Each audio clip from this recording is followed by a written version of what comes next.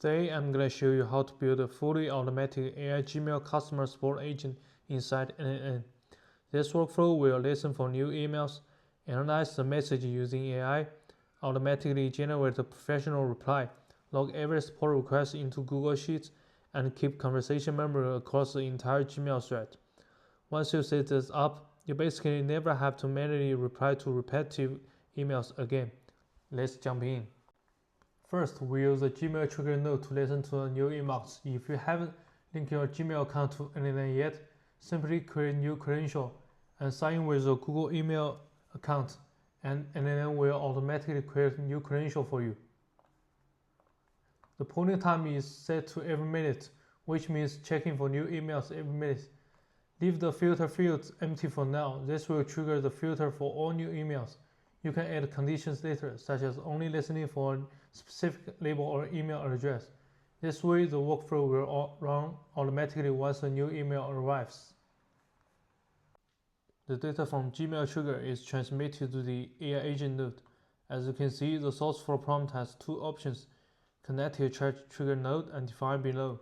The first one indicates that the AI retrieved the user message from previous chat input node, but in our case, there is no external chat input node, so we need to choose the second one, defined below. We can directly combine the email subject and snip it into the prompt box. On the left, we can drag and drop the subject and snip it into the prompt box. This is one of the advantages of NNN. It can save data from other nodes and allow data to be entered via drag and drop. Here we can enable the fallback model, which improves the reliability of the entire workflow and reduce cost when prioritizing Gemini.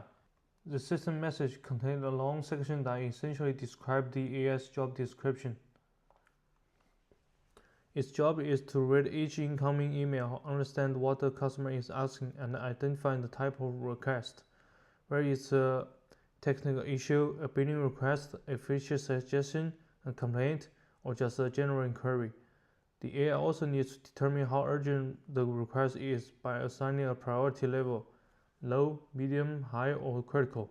Next, it extracts the key information from the email, things like who the customer is, what problem they are facing, what outcome they expect, and whether there's any time pressure. After that, the AI generates a polite, friendly, and professional reply.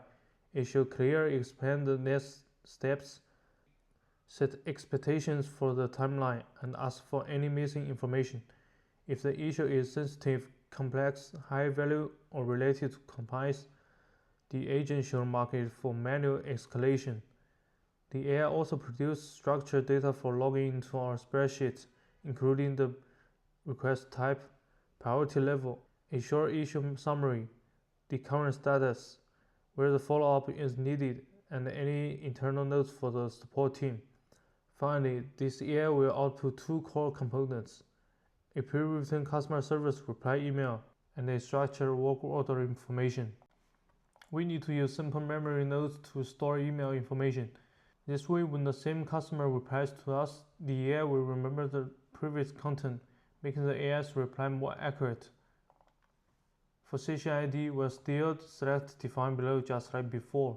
The key in memory is the unique ID of this conversation, allowing the AI to remember historical messages in the same Gmail thread.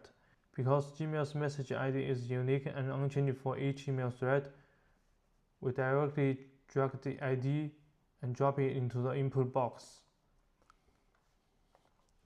Context window length refers to how many past dialogue records the AI reads each time, allowing it to remember the most recent context.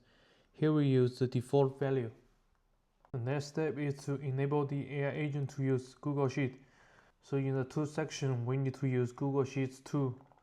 If you haven't created this credential yet, just click Create New Credential and sign in with a Google email address, and then we'll automatically create a new credential for you.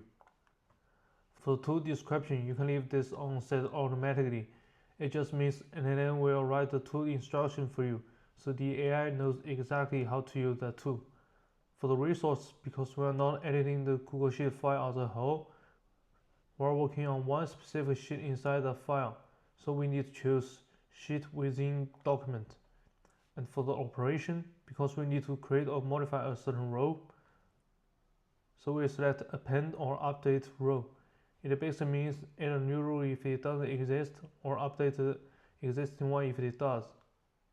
Next, we need to tell NNN exactly where to write our support data. Under document, we select the Google Sheet file named support log. This is the actual spreadsheet that will store all of our customer support records.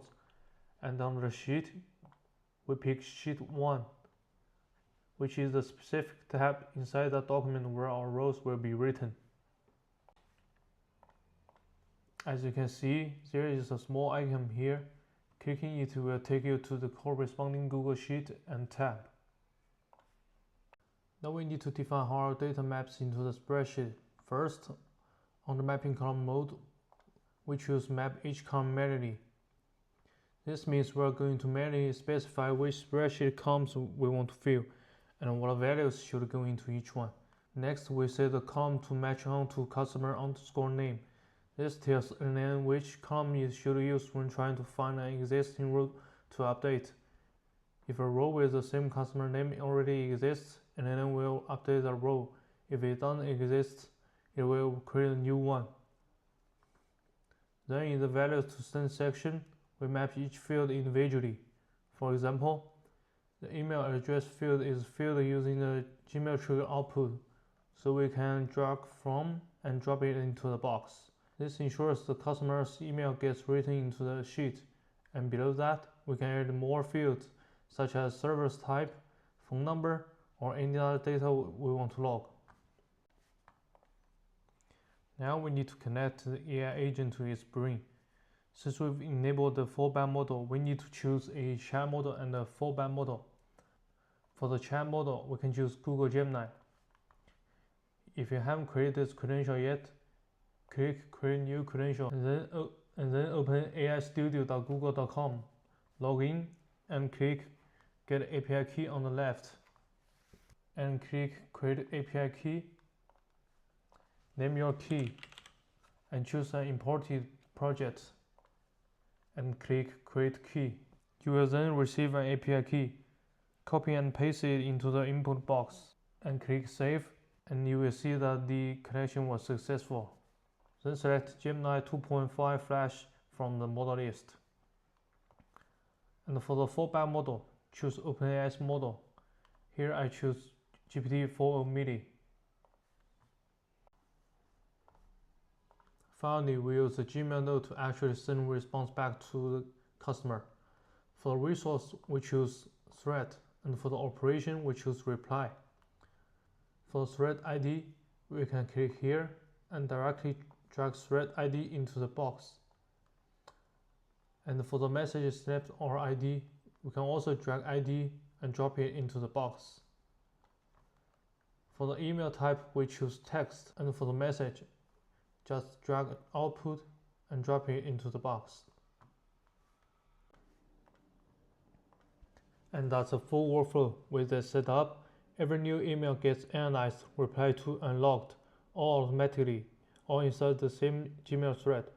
This turns your inbox into a smart customer support system that runs 24/7, saves time, and eliminates manual work. If you found this helpful, feel free to like the video, subscribe for more automation tutorials, and let me know in the comments what workflow you want to build next.